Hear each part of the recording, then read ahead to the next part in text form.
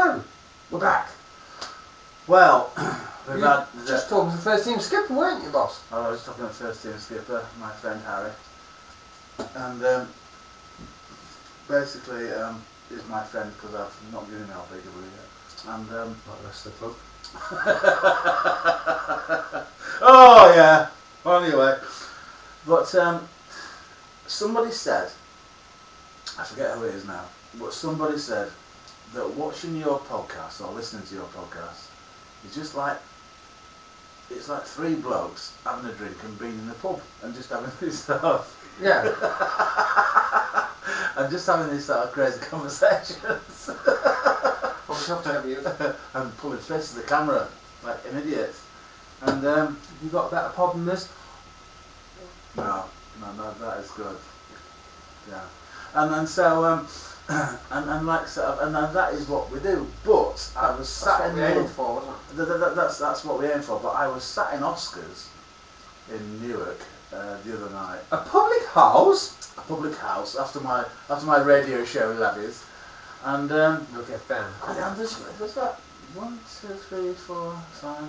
It's about 7 people from the same family sat around the table.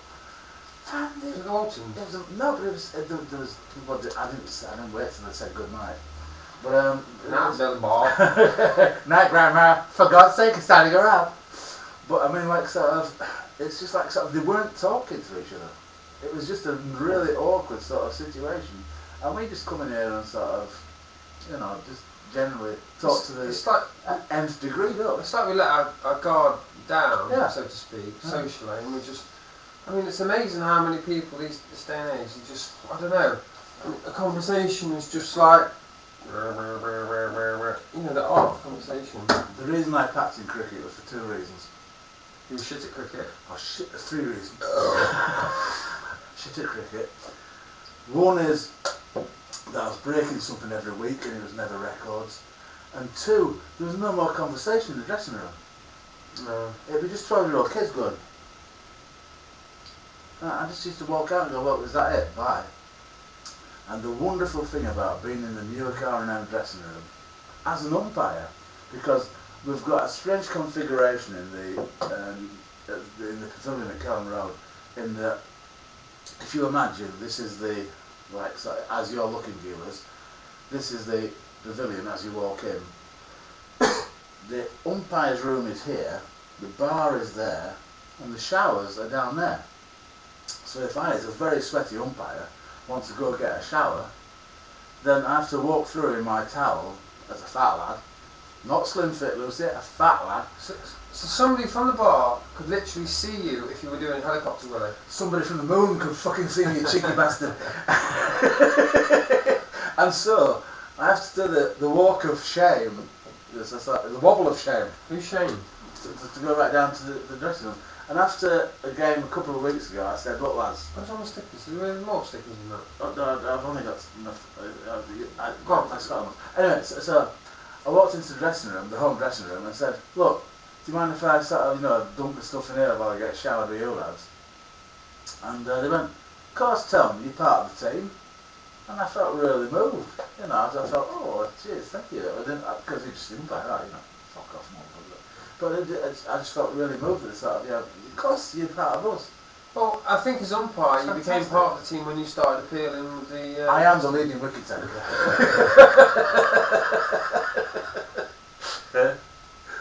What did you say? Good luck today. Cut down on the appealing. But the hardest thing I find, just digressing viewers from your football sort of podcast, but the hardest thing I find as an umpire is especially at square leg, obviously, when the ball was coming in, I want to start walking in. What, fall over the wickets? No, but I'm ready for myself walking in. And when somebody goes, come on lads, we're a bit quiet now, bit of noise here, I want to shout something. Yeah. And it's really hard. That's the toughest bit of umpiring, is not to align yourself with the players that you love that are actually playing the game. How can we bring it back to football? And that's where Ruben comes in. Gerard Piqué. See, that's why we're bringing him. Right. Brad Carichas. best part of our podcast, all of them so far, have just been when Ruben said, Andy Sinton. Ruben is the star of the show, and we're just sort of, we're just basking in his afterglow. Well, he Gerard isn't, Piqué. unfortunately in this book, unless it's, retired Premier League stars of the 90s, where that'd be a hell of a good sticker. Oh! Wouldn't it? God, but you categorise them still in their teams. Oh, there'd be some good ones. QPR would be... Swindon Town, Barnsley. Paul Bowden, Glenn Hoddle, player manager 33 or something. Was it us? Jan Arve Fjortov. That would be a good retro book. Oh. Was it us, or was it another lifetime when we picked, somebody in my company and I picked the ugliest footballers 11? Oh, should we do it now? Yeah. Captained obviously by Peter Beardsley. Peter, every time I talk to Peter Beardsley, I think of that image of where someone's pulling his shorts and you can see his tackle hanging out. Really? So Beardsley, up front, yeah? Have you seen Peter Beardsley's Willie? Just behind the hole. So Peter's playing in the hole. But Peter in the hole. It's got to be up there with Sloth from Goonies, hasn't he, in Dowie? Oh, you've got to get Dowie up front, yeah. Who else would make it? I can't remember the name. Gordon Cowan's the man with 3 nostrils, centre mid. He'll be pushing for skipper. Big good team, right? Cameron's and Beardsley, isn't it? Yeah. Who else we got then, guys? Goalkeepers. Oh, there was... Let's build from the back as tough. yeah, was it Ludek Costa? Was he a Munter? There must be some ugly goalkeepers because they got stuck in at the wrong end, didn't they? Oh. Um, Thomas Ravelli, he was a Swede, wasn't he? He was sort of a bit rough. Or Bogdan Yeah. Stelayer, he was a bit like Uncle Fester. we'll go for him then. Not that I can pronounce it. Romanian keeper, yeah. Bogdan. Bob- Silly I've name. been watching too many adverts. Oh. Yeah, might have plenty of strikers. I mean, Carsten Janker, he was a big, fierce German, wasn't he? He's up there with Stefan Kuntz. This is the most perfect name of all time. Isn't he? He's gone into management, hasn't he, Kuntz? Yeah. But, Insert gag. He says it every week. This has got to be. If Arsene Wenger goes to Arsenal and sounds like, Arsene sounds like Arsenal, then why has Stefan Kuntz never managed for us? Because it would be the perfect marriage, wouldn't it? That's Tony's weekly gag. Repeated weekly. As I said earlier, Joe Smith, my dear brother and friend, said, "My God, Tony, on Saturday night, I was basking after our latest victory on the cricket scene." Ooh. And he said, "My God, Tony, you've actually told a story I've not heard before." So, actually, true story. Me and Lucy went on holiday many, many years ago with the girls. And it was one of those after the meal, and you're sort of sitting around the pool, and you're meeting all these new people, and then sort of having sort of drinks together, and you're actually going and people are going, "What do you do?" And I said, "Well, I get paid to watch Notts County, and I think people should be." I'm a journalist and stuff, and came out with all those great tales of people going, "Oh, what a wonderful raconteur." And the second night, you've had a few more drinks, you tell the same stories again. And by the end of the week, people were going, if they'd heard it before. Let me just hold you right there. We sat around the pool and there's about 15 people going, "Shut up, Tony." Oh, more. It'd be very good on Just a Minute, man. It would be repetition, and repetition. Should be a take me out for you, Tony. Oh. Drowning. Where should we meander to next? So I'll try to fit some more ugly players. Yeah, that's a good idea. Oh, a Middlesbrough striker about 2000 called, I think, Andy Johnson or something like that. He's bald shorty. Yeah. Well, I think it was him. I'll look him up. But Yeah, was that, yeah. there's another player. But yeah, he was a little ginger. Oh, we're going down the ginger line now, are we? Oh, yeah. Colin Hendry was like. Colin Hendry, yeah. Was like, I don't know. a piece of granite and make love to a Milky Bar or something. It's weird. Just like a beaten up giraffe. Albino buffalo or something, wasn't it? I mean, I'm surprised he never featured in like 18 on MacGyver because he could have escaped for a bit more that guy at first. Yeah. So how many we got? We've got a few. We've got 3 up front. Something for defenders, though. Somebody said Steve Gatting. Mike Gatting's brother. Used to play for Arsenal. Apparently he was a bit disturbing on a settled stomach. Oh, I once had a photo with Mike Gatting. Did you? I was dressed as a convict. You look, you weren't eaten. It was the Ashes. I know. He was so fat that actually I think I got drawn into his gravitational field. Come on, Tony. No mind your stickers. Who's going to make our Mum to 11? There was some ugly footballers. Fullbacks. Gary Neville. Is he qualify? Yeah. I mean, what? He's ugly. Matt Letizia, he had a Matt Letizia, good call. He could be our playmaker. Good call. He had a hell of a conk, that bloke, Yeah. Paul Scholes. Yeah. In the Beardsley category, sort of, yeah. Oh, I heard something very sad today. Bradley's died. Well, Bradley's died, but also even sadder than that, about gingers. Apparently they're going to be extinct in 40 years' time. The gingers? Yeah, gingers. Oh, why's that? It's just the end of an evolutionary line, I think. Not really that sad, is it? But my first girlfriend was ginger and she had inverted nipples. She sounds gorgeous. Yeah, she was. Well, she wasn't, she was dumb.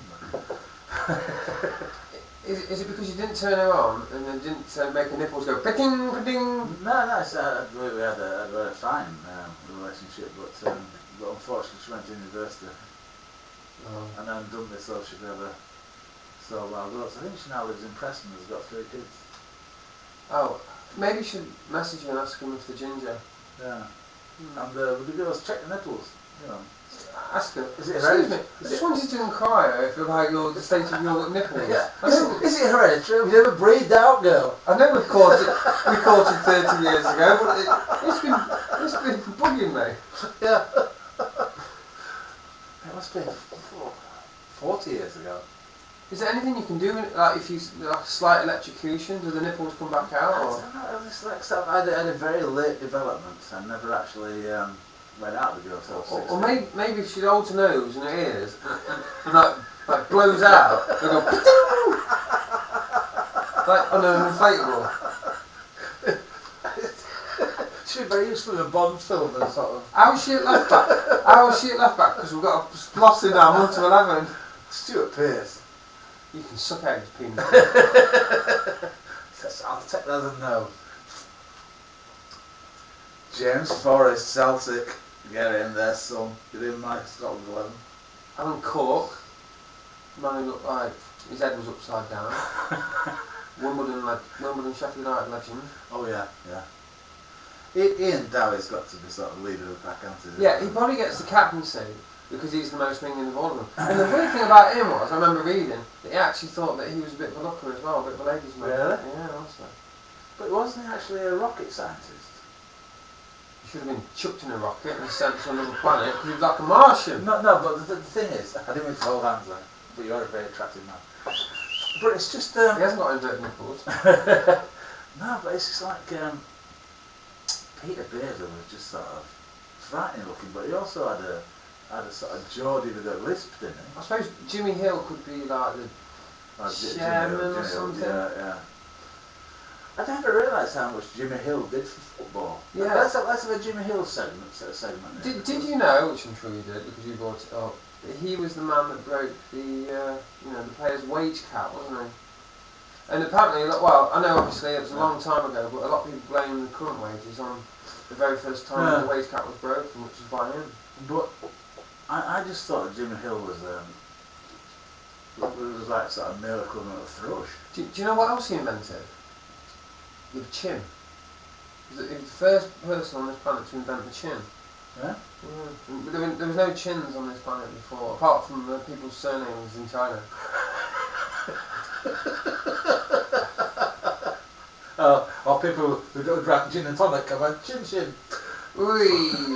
What's your Jimmy Hill fact? Well, he was just sort of, he invented the first all-seater stadium at Coventry. He didn't make it himself today. Matchbox Stadium. Ah, one for the future. Yeah. Wait till we get back to our If real only would have format. thought of that one. Wait till we get back to our normal format. We have got a normal format. We've got a normal format. We've just been split up for a while because Bully's been away coaching with the Arsenal soccer school. Yeah. He couldn't just write this stuff, you know. Because we do. Who'd want?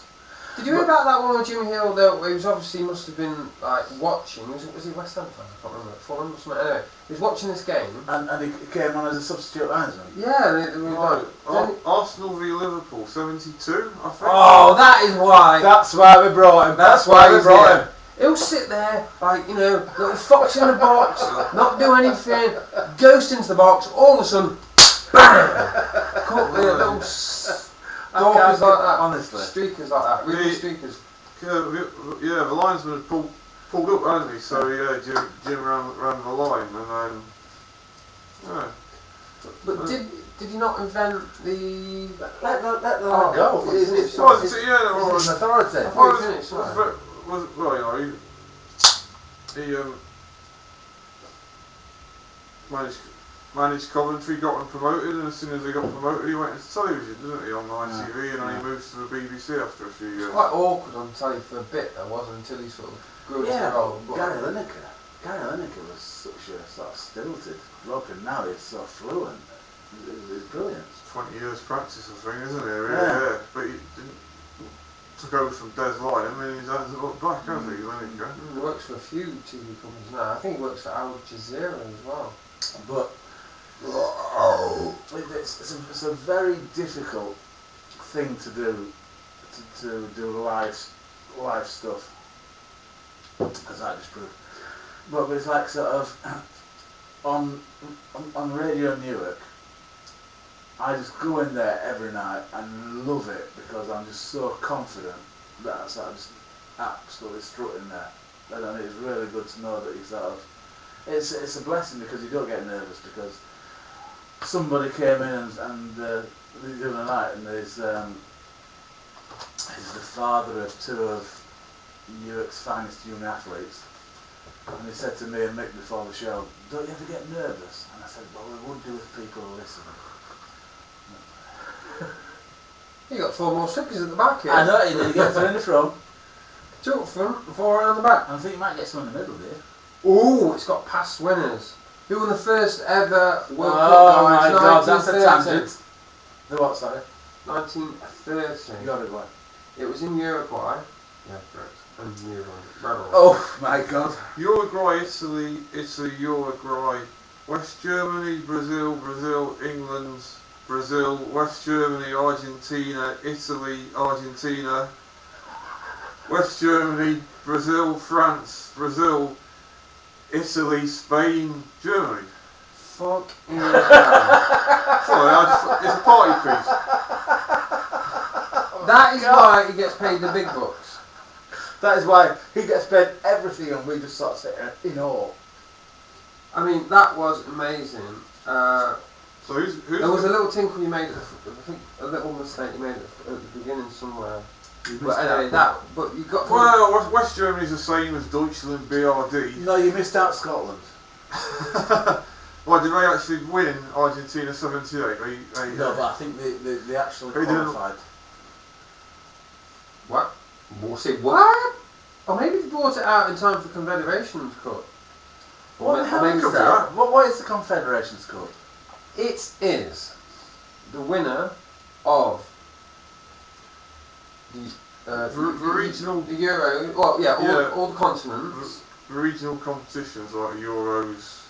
And the host gets to play in it. How many continents are this? What continents? That we play football.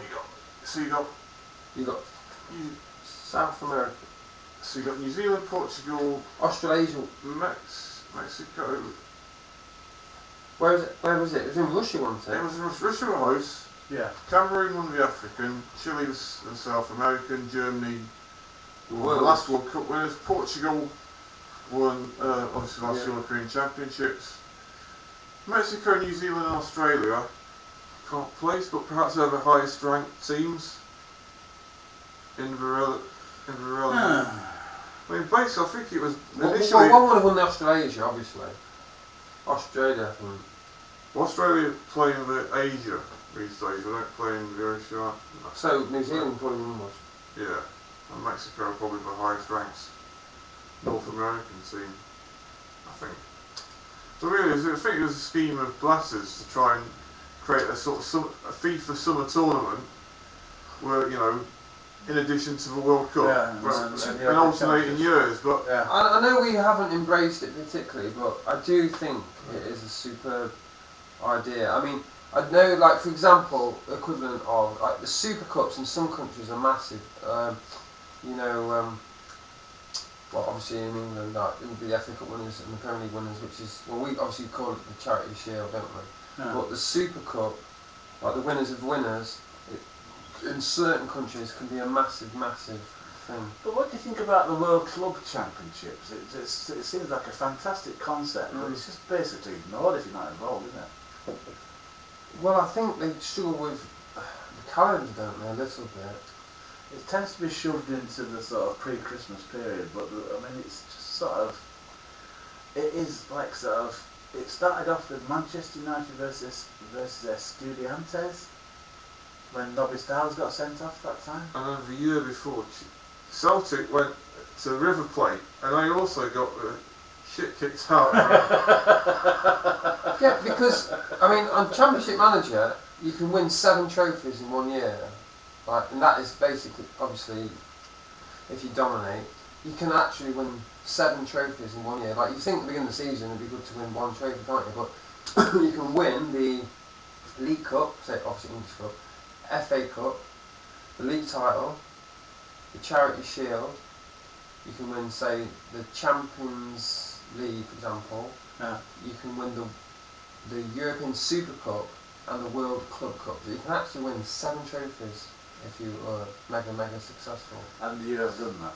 Yes. So Championship Manager completed, mate. I think that was Alfreton. Alfreton Town. Yeah. You took Alfreton Town all the way. To the Can I second, just say something on behalf of all of Alfreton Town lovers? That is the greatest ground in the world I've ever been to.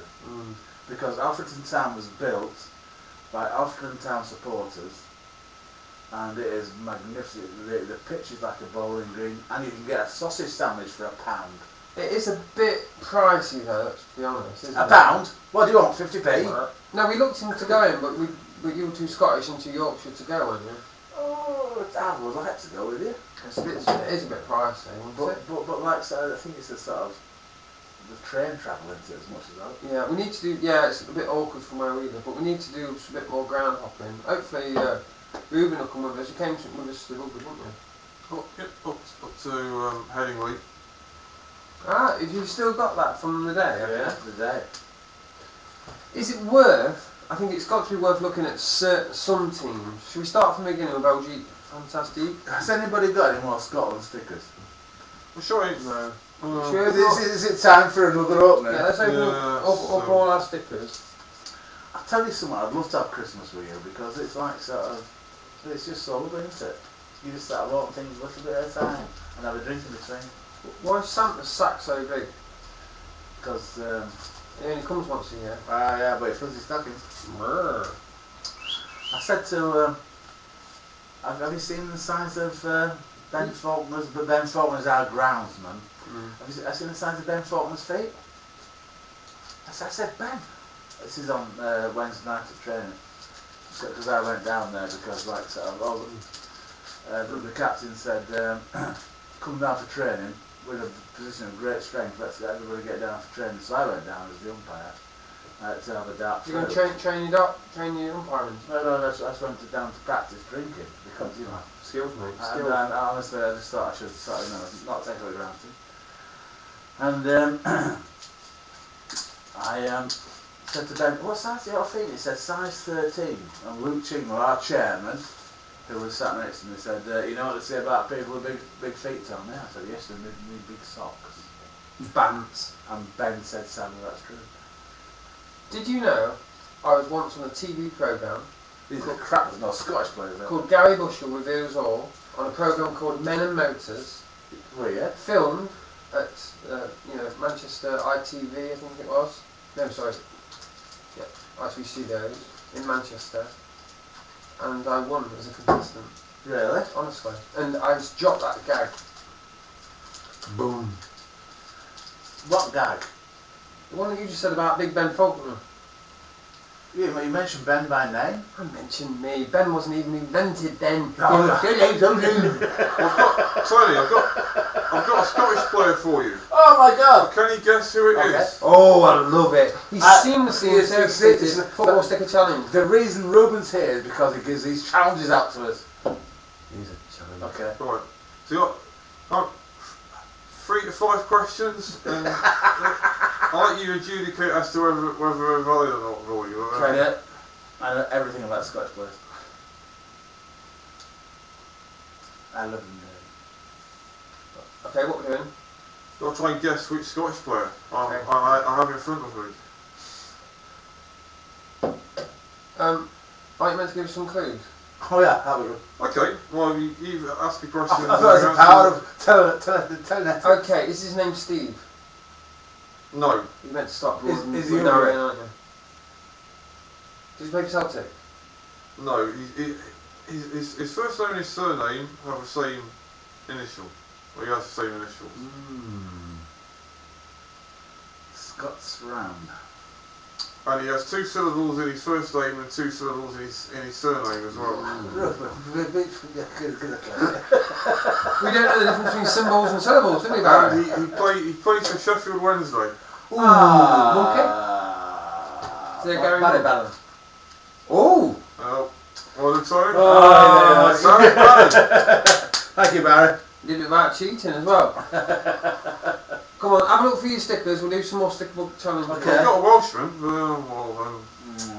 Go on then. Is it a good one? Do one of yours, got James. And then, Oh no, these are all foreign. you got one, Bully. I have, but I'm trying to think of the clue. Oh no. Okay, so he plays for England, and his surname sounds like a song.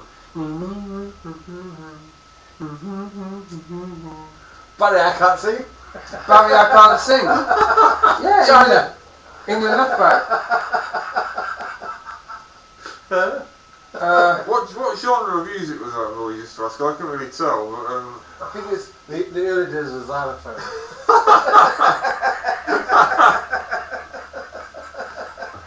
Ba ba ba ba ba ba. No. Ba ba ba ba ba ba. Mid-30s. Adam. Ba ba ba ba ba ba. La la la la la. Adam Lallana. What was that? Was that the soundtrack to one of the World Cups? Was I thinking the South African one? Possibly. Possibly. Do you remember that free kick against Zaire? Oh yeah, tell us about that. Oh. They obviously had no concept of a defensive wall. I heard that you were their defensive coach, hadn't you? Ilunga Wepu, that was that chap's name. Oh my God, these knowledge bombs keep getting dropped from a big man. What was his name? Ilunga Wepu. He was a Zaire player who booted the ball out of I think we were playing Brazil or Yugoslavia or something like that, and I think it was Brazil. Did he go on to become You actually know his name? president of Zaire? well, we're talking about Fantasy Football League. He was on Fantasy Football League and Was Phoenix. It's worth watching actually if we have a chance. But, Pele was shit. Pele. What was that? They had a Pele was shit song as well, didn't they? but not as shit as Jason Lee. Hey, remember episode 9ish? Pineapple Head.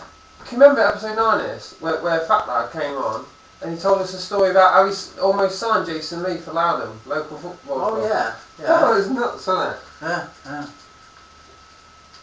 Right, and now it's the time for the adverts. Don't buy anything! Brr.